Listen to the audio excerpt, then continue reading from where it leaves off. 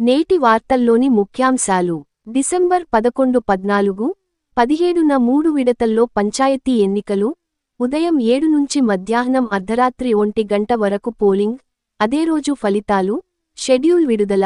రేపటి నుంచి తొలి విడతకు నామినేషన్ల స్వీకరణ. బృహత్ నగరం. జిహెచ్ఎంసీలో 27 నగర, పురపాలికల విలీనం. మంత్రివర్గం కీలక నిర్ణయం. ఓఆర్ఆర్ వరకు రాష్ట్ర రాజధాని విస్తరణ. దేశంలోనే అతిపెద్ద నగరంగా అవతరించనున్న హైదరాబాద్.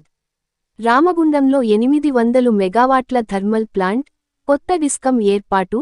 10,000 మెగావాట్ల పంప్ స్టోరేజ్ ప్లాంట్లకు అనుమతి. 3,000 మెగావాట్ల సౌర విద్యుత్ కొనుగోలు టెండర్లు ఆహ్వానం. రాష్ట్ర మంత్రివర్గ నిర్ణయాలు.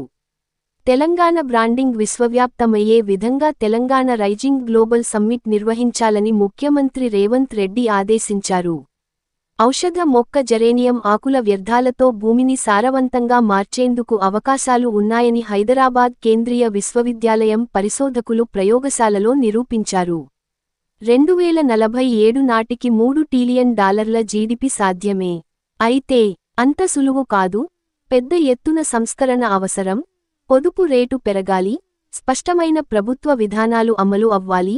తెలంగాణ ఆర్థిక వ్యవస్థపై ఇండియన్ స్కూల్ ఆఫ్ బిజినెస్ ముసాయిదా నివేదిక. క్రీడా వార్తలు. దక్షిణాఫ్రికాతో రెండవ టెస్టులో ఓటమి బాటలో భారత్. నేటి సూక్తి.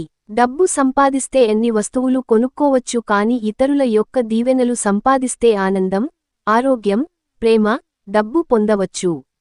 ఆరోగ్య చిట్కా. కొబ్బరికాయలో హెల్తీ ఫ్యాట్స్ ఉంటాయి. నిన్నటి జీకే ప్రశ్న.